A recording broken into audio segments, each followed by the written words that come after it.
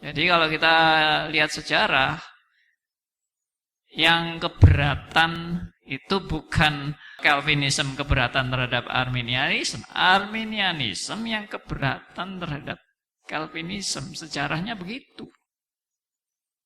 Karena Calvinism lebih ada dulu. Iya kan? Jadi apa yang menjadi keberatan bagi Calvinism? Tidak ada. Tapi kalau lihat sejarah lagi, lebih dalam lagi, saudara akan mempelajari ada istilah namanya remonstran. Saya yakin banyak orang Kristen tidak tahu remonstran itu apa. Ya, kalau Arminian mungkin cukup banyak yang tahu, meskipun juga ada yang nggak tahu. Nah, remonstran ini itu adalah satu hasil daripada pengikut-pengikut Arminius. Ya, Arminius itu seorang pendeta Belanda yang jelas-jelas menolak ajaran daripada John Calvin.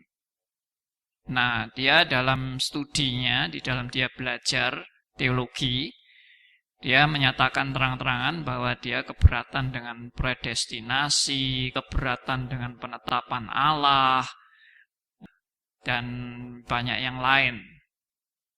Lalu akhirnya di dalam perdebatan itu, Arminius, pendeta Arminius itu kan disuruh mempertanggungjawabkan keberatanmu itu apa terhadap Calvin. Nah, di tengah-tengah serunya perdebatan antara Arminius dan pengikut John Calvin. Jadi sebetulnya Arminius ini sendiri tidak pernah ketemu John Calvin. Kenapa? Karena sudah mati John Calvinnya. Jadi Arminius ini, pendeta Arminius ini keberatan dengan pengikutnya John Calvin yang mengajar Arminius. Itu kalau tidak salah namanya Theodor Beza. Nah, waktu Arminius keberatan itu kan gereja Calvinis sudah berkembang waktu itu. Lalu karena Anda melawan, pertanggungjawabkan perlawananmu itu. Nah, Arminius lalu istilahnya perang teologi gitu loh. Nah, di tengah-tengah Arminius membela pendapatnya dia sendiri, dia sakit. Lalu akhirnya belum selesai perdebatannya, Arminius meninggal. Saya pikir itu sebetulnya sudah tanda-tanda dari Tuhan ya. Sudahlah, berhenti aja lah, jangan diteruskan gitu kan. Arminiusnya meninggal. Tapi pengikut Arminius nggak terima. Terus memperjuangkan semangat menentang Calvinism.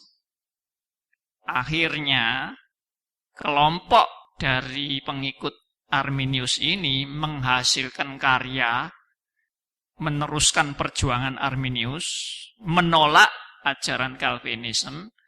Naskah penolakan mereka terhadap Calvinism itu disebut remonstran.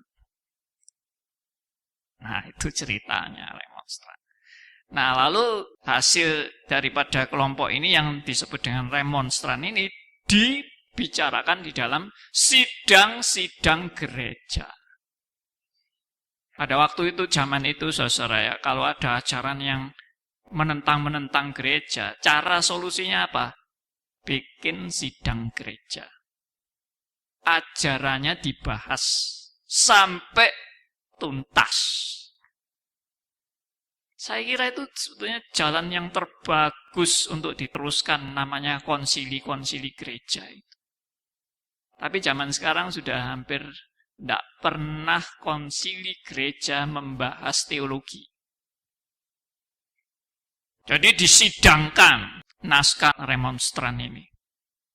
Kesimpulannya apa waktu itu? Sudah disimpulkan oleh konsili gereja bahwa ajaran remonstran itu ajaran sesat yang menyimpang dari firman Tuhan.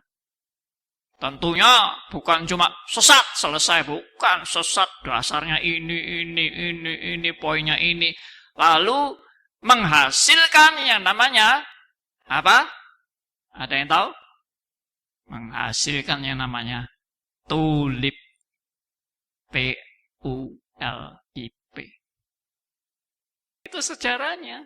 Jadi tulip itu sebetulnya menanggapi ajaran-ajaran dari pengikutnya Arminius ini, yang namanya Arminianisme ini, sudah dinyatakan ajaran Remonstran ini menyimpang dari Alkitab. Nah, tapi kan banyak orang nggak tahu sejarah. Dan mereka terus mengulang kesalahan sejarah sampai hari ini. Termasuk saya. Saya dulu juga akan ikut ajaran Arminian, padahal saya tidak pernah belajar sama Arminius.